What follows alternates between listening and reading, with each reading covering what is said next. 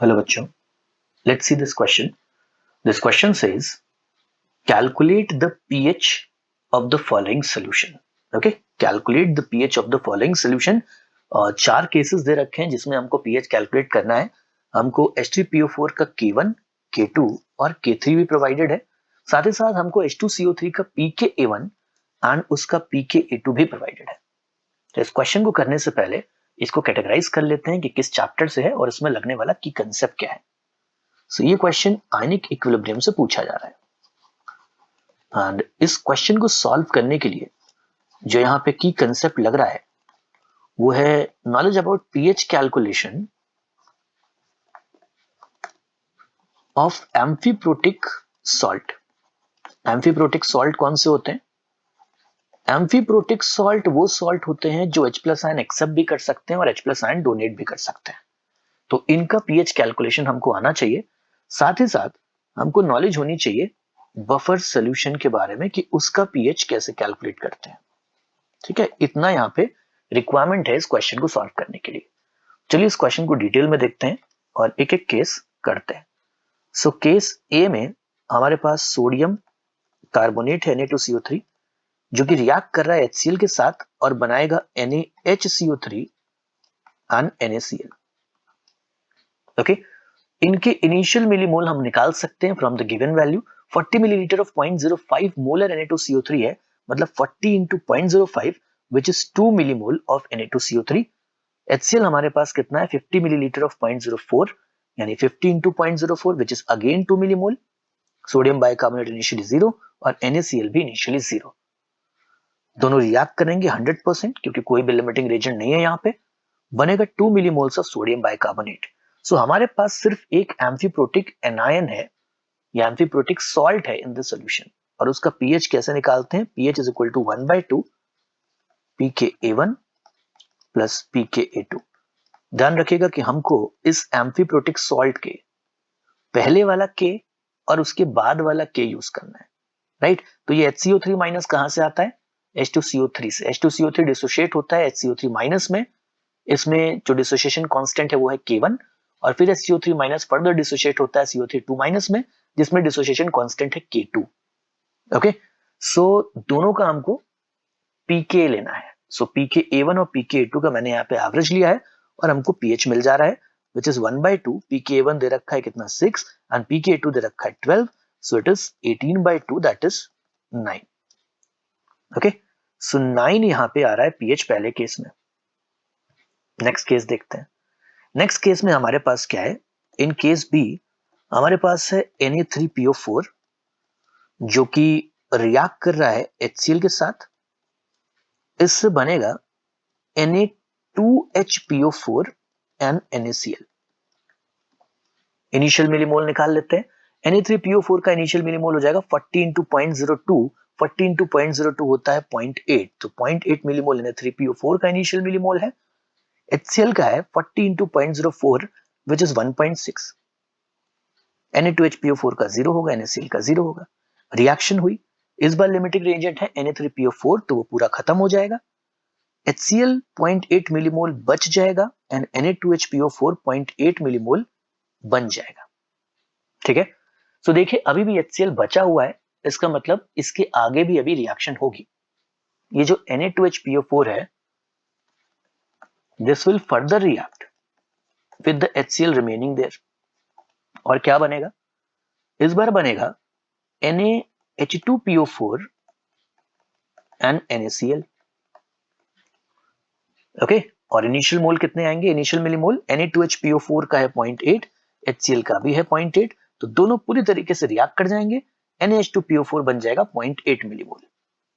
Okay, फिर से हमारे पास सोल्यूशन में एक एम्फीप्रोटिक एनायन आ गया. सो फिर से पीएच का फॉर्मूला वही लगाएंगे 1/2 H2PO4 माइनस के पहले वाला K विच इज K1 और उसके बाद वाला K विच इज K2. उनको हमको यूज करना है. सो pKa1 प्लस pKa2 आ जाएगा. यहाँ पे वैल्यूज डाल देते हैं. K1 दे रखा है यहाँ पे 10⁻³ सो pK आ जाएगा 3 एंड K2 दे रखा है 10⁻8 सो pKa2 आ जाएगा 8.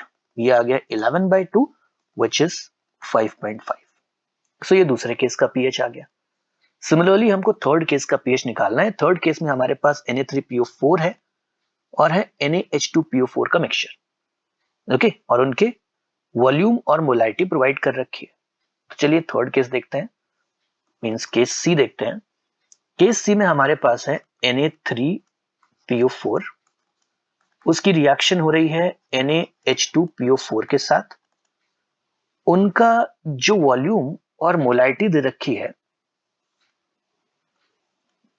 जो इनके वॉल्यूम और मोलारिटी गिवन है, उसको अगर हम देखें सो 50 मिलीलीटर इंटू 0.1 और उधर भी 50 इंटू 0.1, मतलब 5 मिलीमोल्स हमको दोनों के गिवन है। सो दोनों के 5 मिलीमोल्स अगर गिवन है, सो रिएक्शन तो 100% हो जाएगी। प्रोडक्ट क्या बनेगा? प्रोडक्ट बनेगा यहाँ पे 2 मोल्स ऑफ Na2HPO4, ये बन जाएगा, राइट। वो NaH2PO4 1 मोल H प्लस आयन दे रहा है किसको? Na3PO4 को, और बन जा रहा है 2 मोल्स ऑफ Na2HPO4। इनिशियली ये 0 है, रिएक्शन हुई और हमको मिल गया 10 मिलीमोल्स ऑफ Na2HPO4, ओके। फिर से हमको क्या मिल गया? एक एम्फीप्रोटिक एनायन, उसका पीएच अभी भी वैसे ही निकालना है, बट पीके लिखते वक्त थोड़ा सा ध्यान रखिएगा कि पीके इस बार जो यूज होगा वो होगा pKa2 एंड pKa3। ऐसा क्यों? क्योंकि इस बार हमारे पास जो एनायन है वो है HPO4 जो कैसे बना होगा? HPO4 बना होगा H2PO4 के डिसोसिएशन से, और HPO4 को डिसोशिएट करेंगे तो बनेगा PO4 यानी इसमें K2 एंड K3 का यूज है। सो जो pKs यूज होंगे वो होंगे pKa2 and pKa3। So 1/2 pKa2 कितना दे रखा है क्वेश्चन में, देखते हैं। pKa2 है 8 एंड K3 से pKa3 निकालेंगे जो कि आ जाएगा 12। सो 8 plus 12, so this is 20/2, that is 10। So third case का जो हमको पीएच मिल रहा है वो है 10। लास्ट केस देखते हैं। लास्ट केस में हमारे पास क्या है? लास्ट केस में हमारे पास H3PO4 है और Na3PO4 है, इनकी रिएक्शन हो रही है, ओके। H3PO4 और Na3PO4 की यहाँ पे रिएक्शन हो रही है। 40 मिलीलीटर ऑफ 0.1 मोलर H3PO4 है and 40 millilitre of 0.1 molar Na3PO4 है, मतलब दोनों के 4 मिलीमोल्स हैं हमारे पास। तो चलिए इसको भी देखते हैं। सो D में H3PO4 और Na3PO4 रिएक्ट कर रहा है, बनेगा क्या? H3PO4 1 मोल H प्लस आयन देगा, वो कन्वर्ट हो जाएगा H2PO4 माइनस में, या फिर आप बोल सकते हो NaH2PO4 बना लेगा। और दूसरी तरफ क्या बनेगा? दूसरी तरफ बनेगा Na2HPO4, ओके। सो Na3PO4 ने एक H प्लस आयन ले लिया है, H3PO4 ने एक H प्लस आयन दे दिया है, सो ये बन जाएगा, राइट। मिलीमोल्स कितने थे इनिशियल? इसका 4, इसका भी 4, दोनों पूरी तरीके से रिएक्ट कर गए और इन दोनों के 4 मिलीमोल्स फॉर्म हो गए। ये क्या है? ये एक बफर्ड सोल्यूशन है।